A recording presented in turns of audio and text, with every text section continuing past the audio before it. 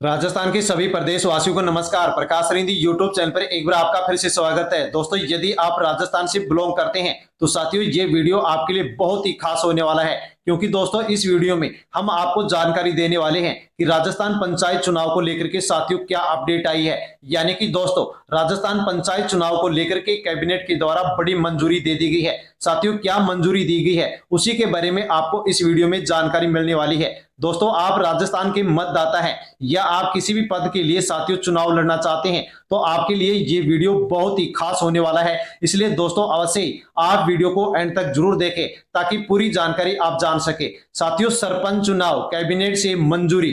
दोस्तों बड़ी अपडेट आ चुकी है, कैबिनेट से मंजूरी दे दी गई है। ये लोग अब नहीं बन पाएंगे सरपंच। ये नए नियम सुनकर के आपके होश उड़ जाएंगे। यानी कि दोस्तों राजस्थान पंचायत चुनाव को लेकर के कैबिनेट से मंजूरी दे दी गई है। साथियों कैबिनेट से क्या मंजूरी दी गई है? साथियों इस कैबिनेट की मंजूरी के आधार पर दोस्तों अब आचार संहिता कब से लागू होने जा रही है और कब तक आचार संहिता रहेगी, और साथियों इस आचार संहिता में अब राजस्थान में पंचायत चुनाव कब संपन्न होंगे उसके बारे में पूरी अपडेट आपको वीडियो में दी जाएगी। साथ में दोस्तों हम आपको ये भी बताने वाले हैं कि साथियों कैबिनेट से मिली मंजूरी के बाद में अब दोस्तों यदि आप पंच का चुनाव लड़ना चाहते हैं, सरपंच, पंचायत समिति सदस्य, प्रधान, जिला परिषद सदस्य या जिला प्रमुख किसी भी पद के लिए चुनाव लड़ना चाहते हैं तो दोस्तों अब आपको यहां पर इन नए नियमों का पालन भी करना होगा। क्योंकि दोस्तों कैबिनेट से मिली मंजूरी के बाद में दोस्तों अब यहां पर नए नियम लागू कर दिए गए हैं। साथियों इन नए नियमों को आपके लिए जानना बेहद जरूरी है। यदि साथियों आप इन नए नियमों को नहीं जानते हैं तो साथियों आप किसी भी पद के लिए उम्मीदवार नहीं बन सकते, चुनाव नहीं लड़ सकते।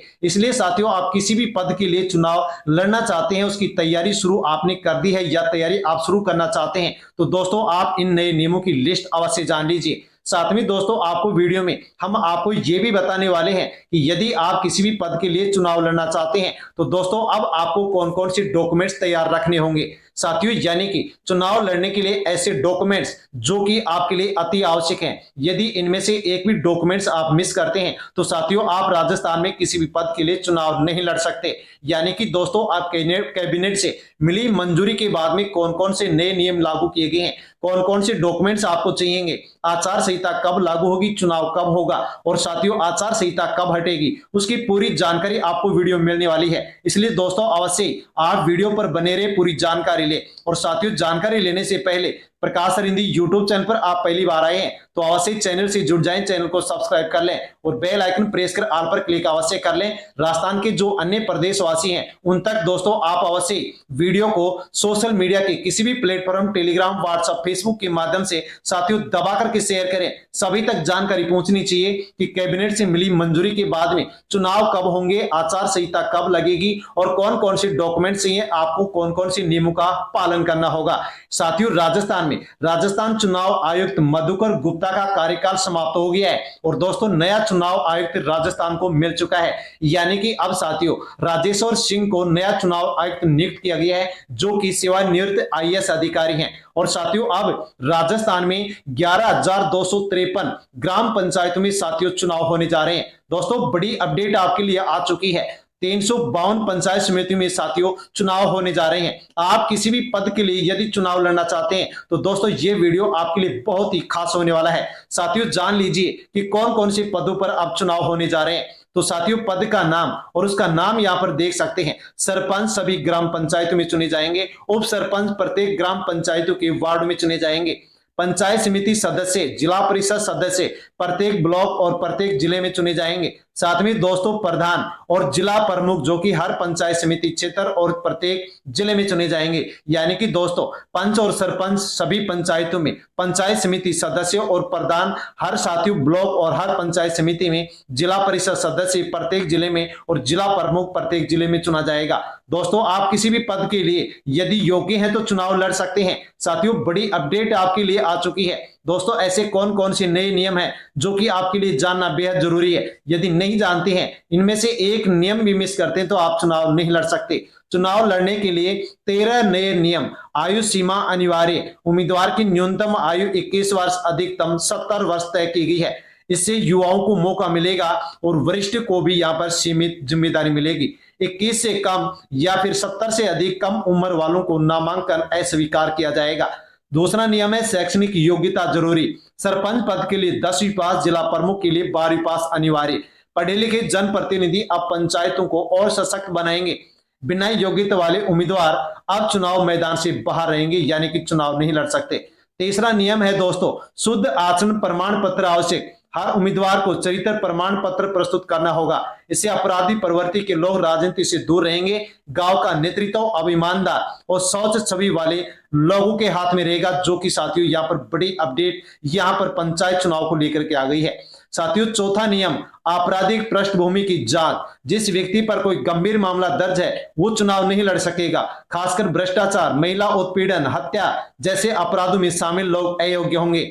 राज्य निर्वाचन आयोग अब सभी प्रत्याशियों की पृष्ठभूमि की जांच करेगा।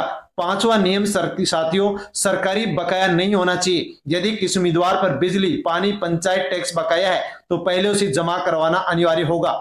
बकाया रहने पर नामांकन पत्र तुरंत प्रभाव से निरस्त कर दिया जाएगा। छठा साथियों नियम, यहाँ पर शपथ पत्र देना अनिवार्य। हर प्रत्याशी को लिखित शपथ पत्र देना होगा कि उसके कोई भी अपराध नहीं है, यानी कि कोई भी उसके ऊपर मामला दर्ज नहीं है। साथ ही अपनी संपत्ति, ऋण, परिवार की जानकारी स्पष्ट करनी होगी। गलत सूचना देने पर उनके ऊपर कानूनी कार्रवाई भी यहाँ पर की जाएगी। दोस्तों इसके अलावा यहाँ पर सातवां बड़ा नियम जो कि आपके लिए जानना बेहद जरूरी है। सातवां नियम है संपत्ति और आय विवरण सार्वजनिक करना होगा। अब हर उम्मीदवार को अपनी आय और संपत्ति की जानकारी जनता के सामने रखनी होगी। ये पारदर्शिता बढ़ाने, भ्रष्टाचार रोकने के लिए जरूरी कदम है। छिपाई गई जानकारी सामने आने पर प्रत्याशी अयोग्य घोषित कर दिया जाएगा। आठवां नियम है आरक्षण नियम का पालन जरूरी। आरक्षित सीट पर वही उम्मीदवार चुनाव लड़ सकेगा जो उसी वर्ग से संबंधित हो। जैसे एससी सीट पर एससी वर्ग का व्यक्ति और एसटी वर्ग पर एसटी व्यक्ति का नामांकन कर सकता है। गलत वर्ग से आवेदन करने पर साथियों यहाँ पर फॉर्म को खारिज कर दिया जाएगा। नवा नियम है 2 पदों पर चुनाव नहीं लड़ सकेंगे। कोई भी व्यक्ति, महिला हो या पुरुष हो, एक साथ 2 अलग अलग पंचायत पदों पर चुनाव नहीं लड़ सकता। उसे केवल एक पद चुना होगा, या तो सरपंच या सदस्य या अन्य और कोई पद। ये नियम दोहरी जिम्मेदारी से बचाने के लिए अब राजस्थान के अंदर लागू कर दिया गया है। साथियों अगला नियम हम जानते हैं, निवास प्रमाण पत्र आवश्यक। उम्मीदवार का उसी पंचायत क्षेत्र का स्थायी निवासी होना जरूरी है। अन्य क्षेत्र से आने वाले लोग अब चुनाव की अनुमति नहीं दी जाएगी, चुनाव नहीं लड़ सकते। ये नियम स्थानीय नेतृत्व को मजबूत करने के लिए साथियों बनाए गए हैं। 11वां नियम है मतदाता सूची में नाम जरूरी। जिस व्यक्ति का नाम पंचायत की मतदाता सूची में नहीं होगा उम्मीदवार नहीं बन सकता, यानी जो वोट नहीं दे सकता वो चुनाव भी नहीं लड़ सकता। साथियों बड़ी अपडेट, 12वां भ्रष्टाचार में दोषी व्यक्ति अयोग्य होगा। जिसे कभी भी सरकारी धन के दुरुपयोग, भ्रष्टाचार में दोषी पाया गया है वह पंचायत चुनाव में स्थायी रूप से वंचित रहेगा। ऐसे लोग अब जनता का किसी भी प्रकार से राजस्थान में प्रतिनिधित्व नहीं कर पाएंगे, क्योंकि दोस्तों अब यहाँ पर ये नियम लागू कर दिए गए हैं। साथियों 13वां नियम है सोशल मीडिया आचार संहिता लागू। ऑनलाइन प्रचार के लिए अब नियम बनाए गए हैं। भ्रामक साथियों सूचना देना, अपमानजनक पोस्ट डालने वाले प्रत्याशी की उम्मीदवारी रद्द कर दी जाएगी। सोशल मीडिया का उपयोग मर्यादा में रहकर के करना होगा, वरना यहाँ पर साथियों उम्मीदवारी है निरस्त कर दी जाएगी। साथियों राजस्थान पंचायत चुनाव को लेकर के ये बड़े नियम यहाँ पर आ चुके हैं, जिसके बारे में हमने जाना। साथियों अब जानते हैं कि आप किसी भी पद के लिए पंच, सरपंच, पंचायत समिति सदस्य, प्रधान, जिला परिषद सदस्य, जिला प्रमुख के किसी भी पद पर चुनाव लड़ना चाहते हैं तो दोस्तों अब आपको यहाँ पर ये 15 डॉक्यूमेंट्स पहले से ही तैयार रखने होंगे। ये एक भी डॉक्यूमेंट्स आपके पास मिस हुआ, नहीं मिला तो आपको साथियों यहाँ पर चुनाव नहीं लड़ने दिया जाएगा, आपका फॉर्म निरस्त कर दिया जाएगा। पहला है आधार कार्ड, जो कि पहचान और पते के प्रमाण के रूप में एक आवश्यक दस्तावेज है। पैन कार्ड, आय और वित्तीय पारदर्शिता दिखाने के लिए आपको पैन कार्ड चाहिए। मतदाता पहचान पत्र साबित करता है कि उम्मीदवार वैध मतदाता है। साथियों चौथा डॉक्यूमेंट शैक्षणिक प्रमाण पत्र, शैक्षणिक योग्यता सिद्ध करने के लिए आवश्यक चरित्र प्रमाण पत्र, थाना या तहसील से प्राप्त अच्छे आचरण का प्रमाण पत्र आपको देना होगा। जाति प्रमाण पत्र आरक्षित वर्ग की सीट पर नामांकन के लिए जरूरी होगा। निवास प्रमाण पत्र ये दर्शाता है कि प्रत्याशी पंचायत क्षेत्र का निवासी है। आय प्रमाण पत्र सरकारी योजना या फिर आरक्षण पात्रता साबित करने के लिए जरूरी होगा। बैंक पासबुक की प्रति वित्तीय लेन देन पहचान के लिए आवश्यक होगा। पासपोर्ट साइज फोटो, नामांकन फॉर्म और पहचान के लिए शपथ पत्र स्वघोषणा, जो कि सत्यता और आपराधिक रिकॉर्ड न होने की घोषणा करता है। बकाया न होने का प्रमाण पत्र, सरकारी या पंचायत कर न बकाया होने का सबूत, संपत्ति विवरण फॉर्म, चल अचल संपत्ति का पूरा ब्यौरा अनिवार्य रूप से देना होगा। विवाह प्रमाण पत्र यदि मांगा जाए तो पारिवारिक स्थिति स्पष्ट आपको करनी होगी। मतदाता सूची में नाम की प्रति, यानी कि ये प्रमाण की नाम सूची में आपका दर्ज है और आप पात्र हैं, यानी कि मतदाता सूची में आपका नाम दर्ज है तो आप चुनाव लड़ सकते हैं, वरना चुनाव नहीं लड़ सकते। यानी कि दोस्तों किसी भी पद के लिए चुनाव लड़ने वाले को 15 डॉक्यूमेंट्स ये चाहिए, जैसे कि आधार कार्ड, पैन कार्ड, मतदाता पहचान पत्र, शैक्षणिक प्रमाण पत्र, चरित्र प्रमाण पत्र, जाति प्रमाण पत्र, आरक्षित सीट के चुनाव लड़ने के लिए निवास प्रमाण पत्र, आय प्रमाण पत्र, बैंक पासबुक की प्रति, पासपोर्ट साइज की फोटो, शपथ पत्र, स्वघोषणा, बकाया न होने का प्रमाण पत्र, संपत्ति विवरण, विवाह प्रमाण पत्र यदि मांगा जाए और मतदाता सूची में नाम की प्रति। साथियों, अब जानते हैं कि राजस्थान पंचायत चुनाव कब होंगे। तो राजस्थान में कब होंगे पंचायत और निकाय के चुनाव, मंत्री अविनाश गहलोत ने बता दिया समय, सीएम लगाएंगे इसके ऊपर मोहर। दोस्तों बड़ी अपडेट आ चुकी है, वन स्टेट वन इलेक्शन के पक्ष में है सरकार। दरअसल भजनलाल सरकार वन स्टेट वन इलेक्शन की दिशा में लगातार काम कर रही है। इसके तहत सरकार तैयारियों में जुटी हुई है। सरकार का मानना है कि एक साथ चुनाव करने से न केवल समय की बचत होगी बल्कि प्रशासनिक समन्वय भी बेहतर होगा। इसके अलावा बार बार आचार संहिता लागू होने से विकास कार्यों में होने वाली जो रुकावट है वो भी कम हो सकेगी। यानी कि साथियों, वन स्टेट वन इलेक्शन से कई फायदे होने वाले हैं। पुनर्गठन रिपोर्ट में क्या क्या होगा, पंचायती राज संस्थाओं के पुनर्गठन रिपोर्ट में नए परिसीमन, वार्ड निर्धारण, जिला परिषदों की संरचना पे भी सुझाव होंगे। जानकारी के अनुसार प्रदेश में ग्राम पंचायतों की सीमा निर्धारण किया गया है। कई जगह नई पंचायतों को जोड़ा गया है, साथ ही कई जिलों में पुरानी पंचायतों को खत्म कर दिया गया है। साथ ही कई गांवों में शहरी सरकार जैसे नगर परिषद या नगर निगम हिस्सा बना दिए गए हैं। पंचायत चुनाव, राजस्थान पंचायत चुनाव 2025। राजस्थान में पंचायत निकाय चुनाव को लेकर के लंबे समय से हर किसी के मन में सवाल है कि आखिर चुनाव कब होंगे। हाई कोर्ट भी सरकार से पूछ चुका है कि 6000 से अधिक ग्राम पंचायतों में चुनाव कब कराए जाएंगे।